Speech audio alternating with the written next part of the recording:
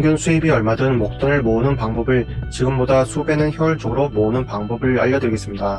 참고로 이 방법이 습관화되어 있으면 돈을 부르고 모으는 속도는 매년 더 빨라질 겁니다.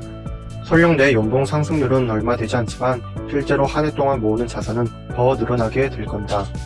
명번제라고 표현하는 이유는 제일 중요하기 때문입니다. 이것은 제 개인적인 경험도 있지만 이미 전 세계적으로 부자들이 공통적으로 강조하는 돈 버는 마인드이니 잘 들으십시오.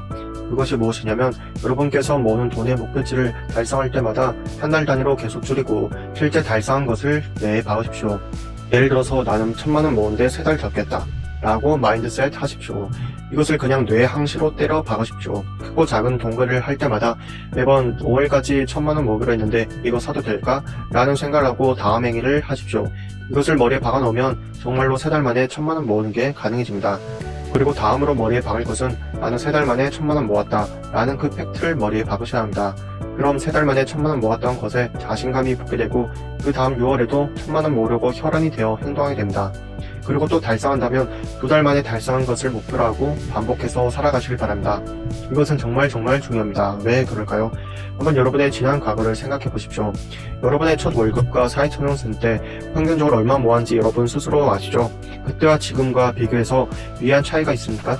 만약에 없다면 여러분은 이미 사회초년생 때 평균적으로 모았던 금액이 머릿속에 습관화되어 있기 때문에 실제로 내 월급은 오르더라도 자꾸만 초년생 때 습관이 배어있어 더 많은 지출을 해서 그렇습니다. 이것을 뜯어 고치시길 바라며 이것을 바탕으로 제가 20대 때 1억 목돈을 모았고 30대 때 백만장자가 된 노하우를 알려드리겠습니다. 첫째, 혹시 예적금으로 목돈을 마련하고 있다면 당장 때려치시길 바랍니다. 예적금으로는 보자 못되고 돈 모으는 속도도 매우 느립니다. 과거 IMF 시절 때나 예적금하면 돈이 되지 앞으로 대한민국의 IMF급 이상으로 나라 자체가 휘청휘청하지 않는 이상 예적금 이자율로 돈 모을 일은 없습니다. 지금 경기가 세계적으로 힘들고 우리나라도 힘들어서 나라가 휘청휘청하는 거 아니냐 라고 생각한다면 그냥 상당히 경제와 우리나라 현 주소에 대해 모르는 겁니다. 어디 가서 경제 얘기하지 마시고 그냥 가만히 계시길 바랍니다. 우리나라 기준금리 3%대는 과거 코로나 시국 때 제로금리에 비해서 고금리이지 역사적 금리로는 여전히 저금리입니다. 그런데 우리는 현 3%대 고정금리를 고금리로 인식하고 힘들어하고 있습니다. 앞으로 금리는 막대한 유동성 장이 출현되지 않는 이상 이 3%대 금리로 당분간 유지가 될 겁니다. 이러나 저러나 우리나라 금리가 10% 이상으로 급등할 이유는 없습니다. 돈 넣었는데 3% 이자 주는 걸로 부자 절대 안 되고 돈도 못 모으니까 예적금에 꾸준히 돈 넣으면서 자산 관리하는 행위는 당장 관두시길 바란다. 둘째, 함부로 통제할 수 없는 절대 계좌를 개설하십시오. 예를 들어서 부모님께 드리기 위한 계좌, 내 자식을 위한 계좌를 만들라는 뜻입니다. 명예 여러분의 명의로 만들어도 상관없습니다. 내가 정말로 함부로 입출금하기 꺼려지는 계좌를 개설하시고 그 계좌에 정기적으로 돈을 납입하시길 바랍니다. 주식으로 치면 내 자식을 위해서 매달 삼성전자 한 주 사주기 이런 것을 하시라는 뜻입니다. 이런 심리적 압박감이 작용하는 계좌를 만들어 놓으시면 돈이 생각보다 빨리 모으게 될 겁니다.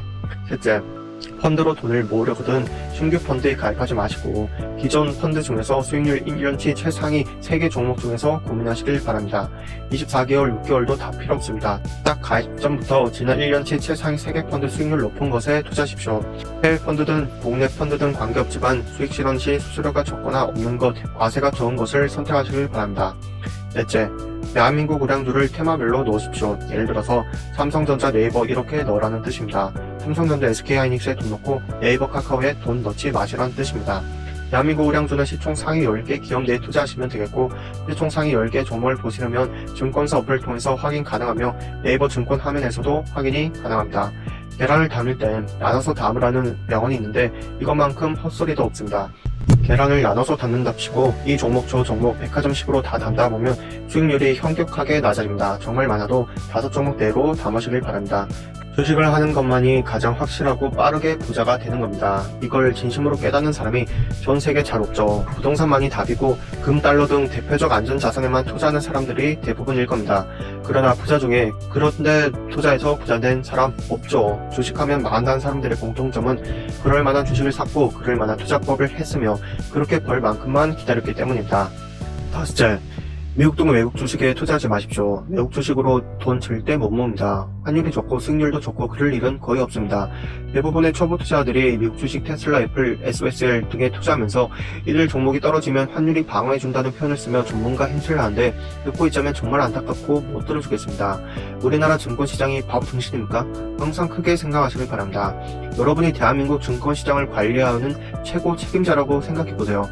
단순히 생각해보아도 환율도 좋고 수익률도 좋고 그딴 것은 종종 일어나기가 매우 어렵다는 것을 아시길 바랍니다. 왜 외국 주식을 하는 것이 바보인지, 왜 주식을 해야 하는지에 대해 아주 상세히 채널에 업로드 했으니까 제 채널에 놀러오셔서 정독해 보시길 진심으로 추천드립니다. 여섯째, 주택 마련 조치를 위한 매월 납입금은 딱 특정 금액만 납부하십시오. 괜히 월급의 대부분을 주택 마련 저축에 필요 이상으로 납부할 필요가 없습니다. 얼마 납부하면 좋을지는 인터넷에 많으니까 생략하겠습니다. 만약 이미 집이 있는데 주택 마련 저축에 돈 넣고 있다면 해지는 하지 마시고 매월 자동이체만 해지하시고 그 돈으로 우량주에 넣으십시오. 일곱째, 폰요금, 각종 월 정액제 모조리 점검하셔서 불필요한 것은 해지하십시오. 사소한 지출을 아낄 줄 알아야 합니다. 작은 것에 혈안이 되는 쫌생이가 되라는 뜻이 아니라 불필요한 지출을 줄이는 것에 습관화되어 있어야 합니다. 괜히 안 내도 되는 돈을 내지 마시라는 뜻입니다. 동영상 월에 6기가 이상 안 쓰고 와이파이를 주로 쓰는데 괜히 비싼 요금제 내지 마시라는 뜻이고 몇 번 이용하지도 않는 넷플릭스 결제 하지 마시라는 뜻입니다. 저는 집에 TV도 없습니다. 볼 시간도 없고 유튜브에 주요 장면 다 나오고 제 방보는 무료 우회 사이트도 많은데 TV 사용할 이유가 없기 때문입니다. 또 외출할 때마다 콘센트 다 뽑죠. 아무도 없는데 콘센트 꽂아놓고 전기요금 안 나가게 하기 위함입니다. 이런 제가 누구든 쫌생이 같다고 생각했지만 저는 이런 불필요한 지출을 몹시 싫어하기 때문에 항상 어느 것이 더 효율적으로 만드는 결과인지 단단하게 생각하는 습관이 몸에 배어 있습니다. 여덟째, 돈을 모으는 방법으로 가장 안전하면서 확실하면서 빠른 방법은 부동산을 사는 겁니다. 다만 강남 3구 중심, 수도권 중심, 번화가 중심이 핵심입니다. 갈수록 빈부격차는 심해질 수밖에 없는 것이 자본주의 사회입니다. 부동산 망하지 않습니다. 현재 사회적 분위기야 부동산이 망할 것처럼 말들 하지만 부동산은 절대로 망하지 않습니다. 일본 부동산 따라간다고 하는데 일본 부동산 잘 공부해보세요. 그리고 일본 부동산 따라간다고 확신하시고 부디 세입자로 30년간 살아보시길 바랍니다. 30년 뒤에도 일본 부동산 따라간다며 혀 내두를 때 옆에 일찌감치 부동산 산 친구들은 자식들 다 장가시집 보내고 여가 보내고 있을 겁니다. 그것도 일본 부동산 따라간다며 혀 내둘렀던 사람보다 훨씬 좋은 것에서 말이죠. 왜 부동산이 망하지 않는지, 왜 부동산을 사야 하는지는 아주 상세히 채널에 업로드 했으니까 제 채널에 놀러오셔서 아까 보시란 것과 함께 정독해 보시길 진심으로 추천드립니다. 아홉째, 빚을 적극 활용하십시오. 대출하는 것을 제약시하지 마십시오. 다만 1금융권 내에 원인 연봉 내에서 감당할 수 있을 정도의 대출을 하시길 바랍니다. 요즘은 경기가 안 좋아서 국가에서 개인별 대출금을 상당히 제한적으로 잘 두고 있죠. 좀 답답하기도 하지만 국가 신용관리 측면에선 어쩔 수 없는 상황이긴 합니다. 그리고 부자들은 언제나 빚이 있다는 걸 아십시오. 적당한 빚과 그것을 감당할 수 있는 능력은 쉽게 갖지 못하는 우수한 능력입니다. 10번째, 저만의 노하우를 쭉 말씀드렸는데 10번째 소개할 노하우는 쉽게 받아들이기 힘든 노하우입니다. 바로 기부하기입니다. 정말 소액이라도 좋습니다. 기꺼이 기부하십시오. 만원이 되었든 천원이 되었든 기부해보세요 한번. 저의 경우 감사한 일이 있거나 좋은 일이 생기거나 안타까운 소식을 듣거나 하면 소액이지만 기꺼이 기부를 합니다. 믿기 어렵겠지만 이 복이 또 저에게 더 큰 복으로 돌아옵니다. 종종 해보십시오. 기부하면 현할 수 없는 감정과 복이 돌아오게 될 것이니까요. 적어도 불필요한 돈보단 기부하는 것이 배로 이롭습니다. 술, 담배 한번 줄이고 아메리카노 한번 줄이고 기부해보세요. 정말 돌아올 겁니다. 제가 늘 지키고 있는 위의 원칙들을 1년, 2년, 3년 쭉 계속 따라해보세요. 장담하는데 자산이 조직 상승할 겁니다. 이 외에도 원칙들이 많습니다. 다음 시간에는 돈 버는 머리로 뜯어 고치는 뇌 습관에 대해서 살펴보겠습니다. 감사합니다.